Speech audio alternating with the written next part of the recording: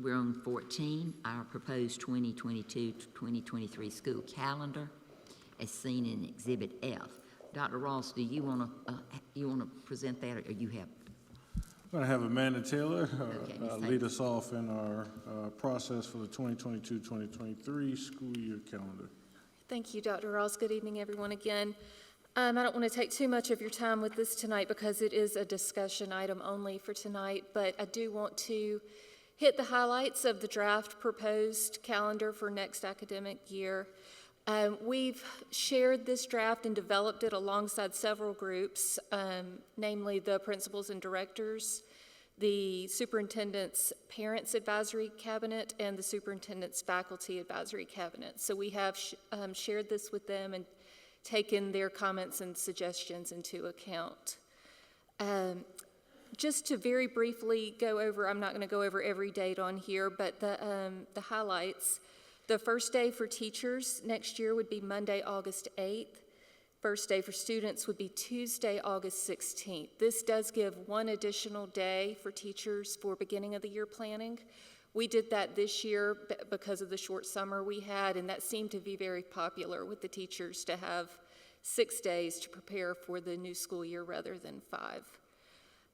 The fall break next year would be October 31st and November 1st, which is a little different. It's a Monday and a Tuesday rather than a Friday and a Monday. And this was a popular choice because it incorporates Halloween and the day after. So we don't have to worry about early bedtimes and too much candy and all of those things. The teachers thought that that would be a positive choice for this year. Also, we would have out of school on election day this year. We elect a governor this year, so there will be a high voter turnout. So we felt that it would be best not to have students in the building on election day. So that is different from the current year. We did not have election day off this year. Thanksgiving and winter breaks are very much in line with previous years.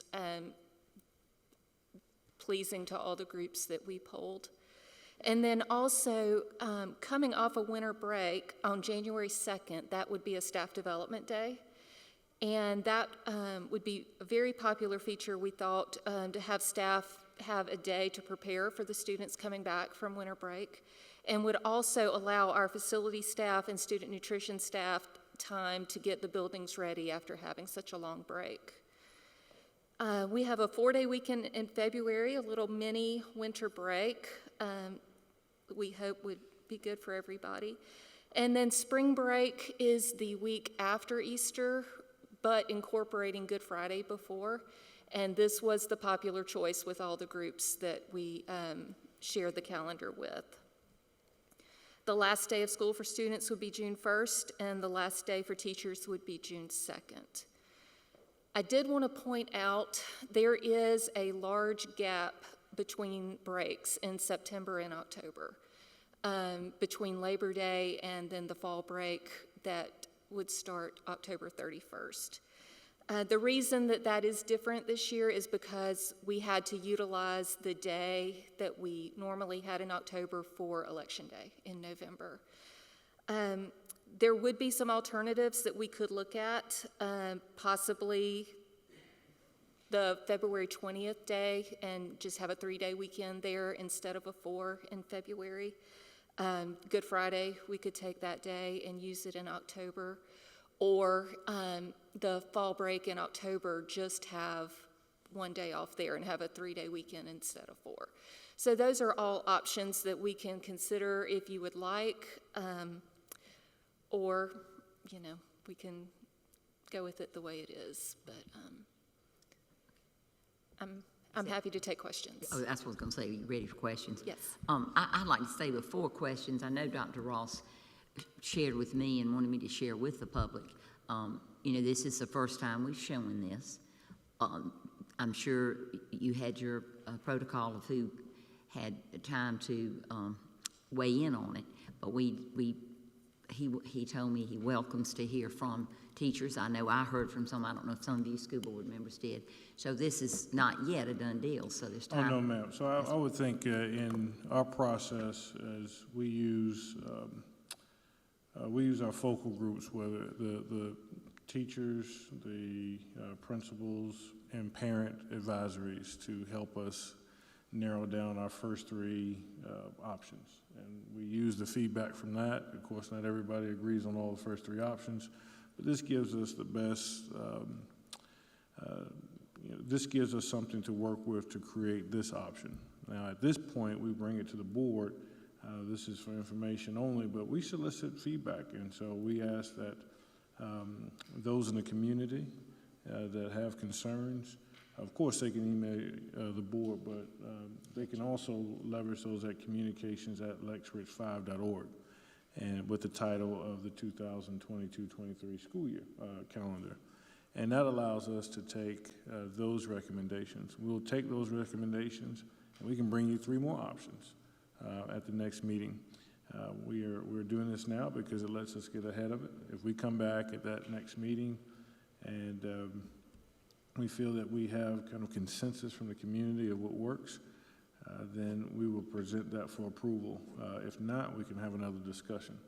But I think a process that allows us to move forward is to use our advisory groups to bring this option and then bring that option to the board, let the community weigh in, and then on our next meeting, we bring the community at large recommendations. I think when given some of these recommendations, you'll see that there are some give and takes. Do you want Good Friday, or do you want a day in October? You know, and so those are things that we're going to have to negotiate. But this is a place where all teachers or anyone in our community can share feedback on what's being presented tonight. So no action needs to be taken, but questions are certainly welcome. Thank you, Dr. Ross. Mr. Lovelace had a question. You have one, Ms. Carney. I did. We got an email from one of our teachers that asked a question, and she pointed out, just like Ms. Taylor did, that there's a long period of time between the start of school and Election Day, and they were wondering if the fall break could be put around Columbus Day, and you'd have two days there. And so, I mean, I realize that this is still in the oven and it's not baked. So if you could, you know, at least, you know, look at that. That was a request we had. Ms. Moore. Oh, wait, I'm sorry. I did tell Ms. Carney she was next. I'm sorry, Ms. Moore. You're next. Yeah, I was just going to say, too, the recommendation from the teacher made a lot of sense, because she said even if we don't do, the holiday weekend, that even just the next weekend, it incorporates the ability for, because she says everybody takes a day off to go to the fair, whether you like it or not. And so if we incorporated it on the 20th and the 21st, our weekend plans, that means that no one has an excuse to miss school to go to the fair. And also, that's the perfect time for the teachers to get all their grades in, because the 18th, I think, was the last day of the 9 weeks.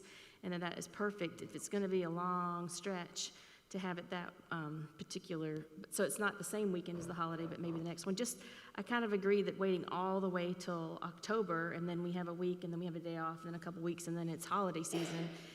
It's kind of wasted on on Halloween. So, but I don't know if you had that go in front of your focus groups and let them, like, maybe they talked about it and they have better reasons than, or what, you know, what was said. Ms. Moore. Don't we normally start on a Wednesday? We did this year. It was the preference of the high schools to start on a Tuesday. That way they could have 2 A days and 2 B days in the first week of school. Okay. That was the reason for that change. Any other comments? So you have your work cut out for you, Dr. Ross. It continues. So we knew tonight we were not asking for final approval, but to be open about what we came from. I think we have what we need to consider, and then we'll also take what we heard from the focus groups, just to make sure. Because I told Ms. Taylor, I said, hey, listen, if you only have 1 month that we have to work out, we may be okay. And that is a plus for teachers when it's a day right before grades are due, I can tell you. Ms. Moore?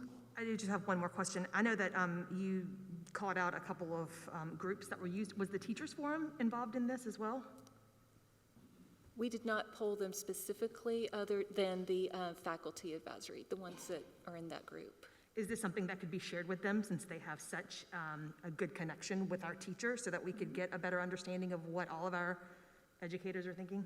I'd be glad to. Thank you. Good idea. Yes, ma'am, Ms. Gardner. Usually, and maybe the law's changed, or maybe I'm wrong on this, but I thought we usually got 3 days where we got half a day or early release. There's only 2 listed. Is there a reason, or has 2 always been what it was and I'm making up history?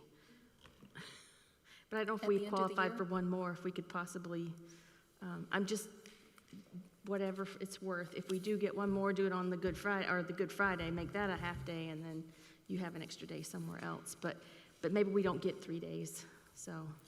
We can definitely check into that. I'll have to check on that one. Okay. I'm not sure about that. Thank you, Ms. Gardner. Okay. Anybody else on that? So, thank you. And we're on 15, discussion of adding a fine arts center to the facilities master plan. Dr. Ross. Yes, it was presented at our December 13th meeting, the recommendation from the Chapin High School SIC about the willingness to have a fine arts center located at the current site of the Palmetto Woods building. And we, as a former principal of that site, I do recognize the need for a fine arts center. We believe that it should be on the master plan. I will be honest.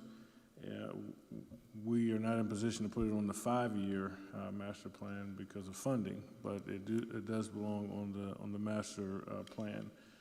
The recommendation is to make that formal from the board, a motion that when funding permits, it would go in the master plan regardless, and then when funding permits and the board deems ready, that would be the location of a future fine arts center. Ms. Moore? So I have 2. First, I find it very disturbing that we would have anything on the agenda that would improve Chapin or any other schools beside the Irma cluster. And second, if this is unable to go on the 5-year and we're not sure who will be sitting around these tables, I don't understand how we could sit here and vote for that. Some comments on that. Let me see if you want to, do you want to answer that, though? Since it's your recommendation, answer her question. And I'll get you. Yeah, well, I agree. I think I hate, in my opinion, if I have 24 kids, all their needs are important. I have to prioritize which needs need to be met first.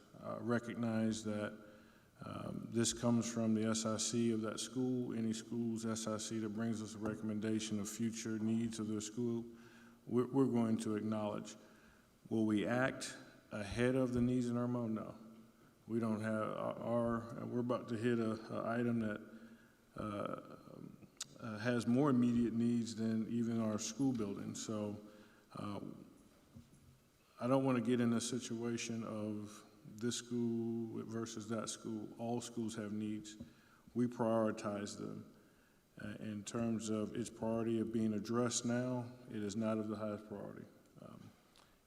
But we do recognize that it's the only high school without a fine arts center on its campus. Mr. Lovelace? Yeah, I can give a little history of that. And our son was in chorus in 2004. And anyway, we have to go around and ask for churches to let, presentations go on and that kind of thing. But anyway, the immediate need, and the reason why this has become immediate is because they're getting ready to build this extension of Columbia Avenue, and it's going to make a turn right in front of where the old Wired Goat used to be. It's Smith Engineering and Construction.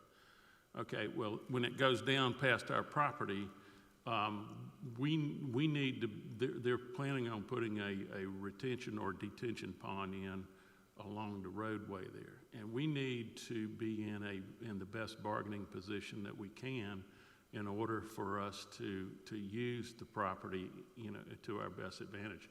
What is gonna happen is when they cut the road through there, we went over this in the facilities committee, and there's going to be 3 other little triangular pieces that are going to be cut off of other property.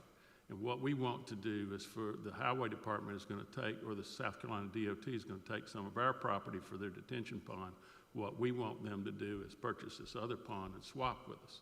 And the reason we want it on the master plan for the future is that we can show them what our plans are in order to maximize the best use of our property and to get the most best bargaining position we can get. So we thought it would not be a good idea to go into a negotiation without having some permanent plans, and that's why we were bringing it forth. But and to answer your other question, we realize that each cluster of our district has unique priorities, and we are focusing right now on Irmo. But this opportunity wouldn't make sense to let this go by and then have to buy land from the highway department later on at a higher price. So that was the reasoning at the facilities committee. Thank you. Any other questions? So Dr. Ross, you want a motion that it would just be put on the extended plan? Or that we just discussion? Yeah, this is, there really don't. We don't need a vote, one. okay. It's, but I think, and At we some can point. talk about this more in the facilities meeting, but to that end, we have to declare as a board what the usage of that is going land to will be. be. I understand. And that road project is coming, and so if it's going to be the future site of the Fine Arts Center, then we as a district need to say that that's the plan. And again, I want to make it very clear, because it can be confusing, that we're not in position right now to move forward on a Fine Arts Center at Chapin High School. Do you know the date that they're going to move on the? Mr. Beamer, are you aware of that widening project on 48? No, sir, they haven't given us a date. I think hopefully in March, they will be coming to us to negotiate that. And so we can be okay if we do vote on at another time? We won't Yes. jeopardize your plan? Yes, ma'am. Okay, thank you. Did you have your hand up, Ms. Moore? Okay, anybody? Mr. Hogan? All right, we're good. So we'll look forward to hearing. Thank you so much, Mr. Lovelace, for explaining. That's the good of these facility committees. You can talk about all this and bring it to us in a shortened form. We will go to, and this is so important for the health of our employees. Discussion of prioritizing district office renovation replacement, Exhibit H. I'm going to ask Mr. Beedenbowl, wherever I miss or make a mistake, to please correct me, so you can interrupt or correct me, but this is regarding our central office or district office located at 1020 Dutch Fork Road. We are experiencing currently a situation with mold, and it's severe and reoccurring. We were first alerted to the situation in the accountability office. If you're unfamiliar with our district office, this was the initial district office, that block there. It currently has a connector that attaches it to the extension where Mr. Van Holden's department operates out of. We were notified of this on November the 19th, 2021. We had 3 cleaners contacted to get quotes on who was able to clean that area. And on Monday, we began to have that area cleaned and treated. And Tuesday, after we had air purifiers placed in. 7 days later, after the initial cleaning, the mold was reported again, but this time in different areas from the initial place that we found it. It's like we made it angry. And so we've had Crossroads Environmental actually come out and do an inspection to take samples.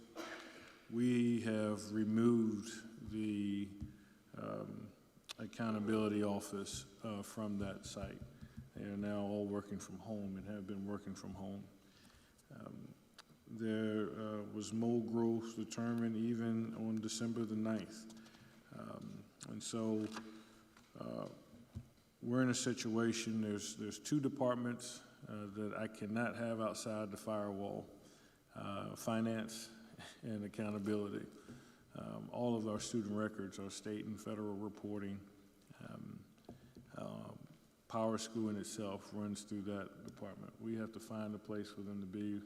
I do not feel comfortable bringing them back to that area. We have taken quotes for another group to come in and do another cleaning of that area, enough to allow that department to gather their things safely, and we have to find another place for them.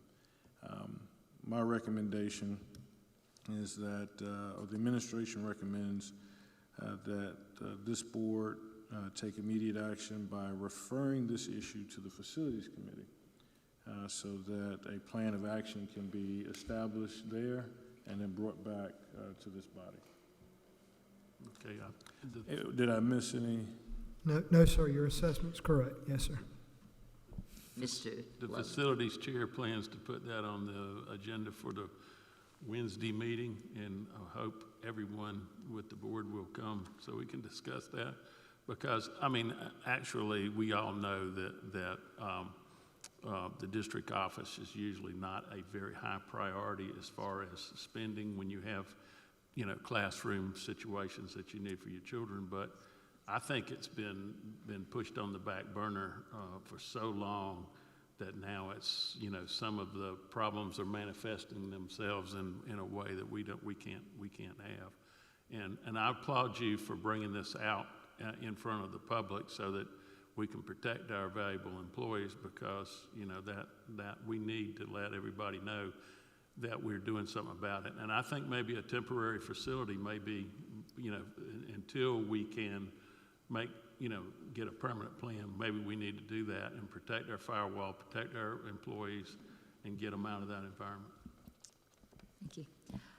And I can tell you just as history, the 16 years I've served on the board, it's not the mold has been brought to us, but of how, you know, there were materials and records that were getting ruined, and we did not have space, and it's just never been a popular thing for any superintendent or board to take on, because it's like Mr. Lovett says, you know, people, priorities, children and the student, and there's so many needs everywhere.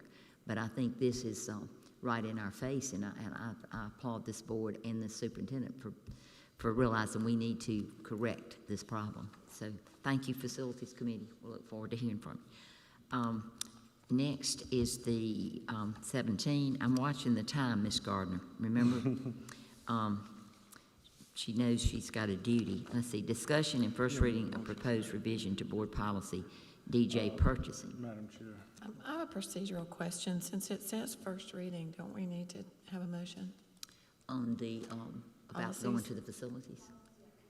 Okay. Oh, okay. All right.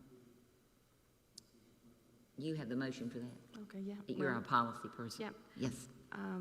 Thank you, Ms. Huddle. I move that we have discussion and first reading of proposed revisions to the board policy DJ purchasing as shown in Exhibit I. Is there a second? And Ms. Huddle seconds. Now we can discuss that. There was just a policy, it's housekeeping type thing. Right. Since we had discussed our procurement policy and passed it previously, we need to update this policy to include the date. It's just adding literally the date that we passed the procurement policy to this policy to make it up to code or speed or whatever the right word is. So not much change. Do you want to read that date so everybody will know? Yes.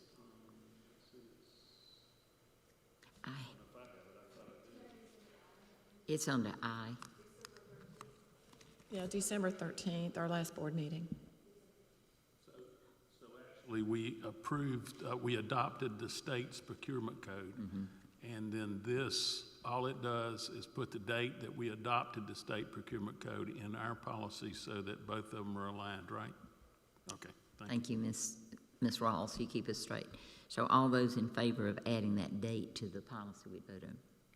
And all those opposed? So it's carries 6-0. Now we will go to, are we on number 18?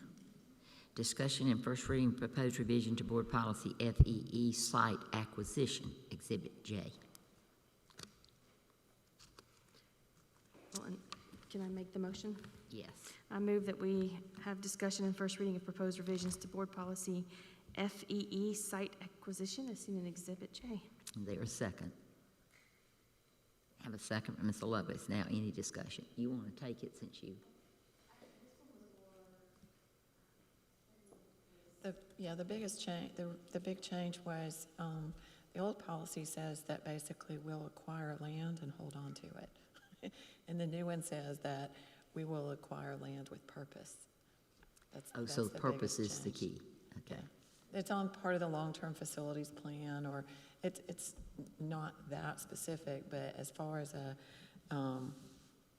mentality perspective, the old policy says we're going to buy land and hold on to it without having a purpose, whereas the new one says we will buy land when we have a purpose in mind for that plan. Okay. Even if it might be, because I know a lot of boards, well, some superintendents and boards think it's good to look ahead and purchase property, like for schools, but you could be saying that that's what we're buying that for, even though you're not going to build the school for 2 years or whatever. I got you. Okay. Any So questions? what we're saying in a nutshell is that the school district is not in the business of Of just warehousing land. I got you. Okay. We want to specifically. We want to specifically state, and Ms. Moore is right. I mean, when we talked about what we were doing at Chapin, she's right to ask that question, and so. True. So, that's why this policy needs to be changed. All right, all those in favor of adding those words, and that is a 6, and no opposed. We're doing good. 19, discussion and first reading proposed revisions to board policy DIDIE, fiscal accounting - audits, Exhibit K. I'll make the motion there. I move that we approve first reading of the proposed revisions to board policy DI/DIE, fiscal accounting / audits. Is there a second? Ms. Gardner seconds. Now discussion. This is a bit of a one of housekeeping too. The procurement code, when we passed it, specifies approval for auditors, and the old board policy was a little bit vague, so this is to make it match with the new procurement code. That we've already passed? Correct. Yes. Okay. Any questions on that? All those in favor? And that is 6-0. And we have already had a motion of taking 20 and 21 to be taken up at the first meeting after our board workshop. So, Mr. Hogan, 22. Chairwoman Hammond, I'd like to make a motion that we adjourn the meeting. Is there a second? I see a second. Ms. Moore, all those in favor? And meeting adjourned. Made it before 8 o'clock. Great job, board.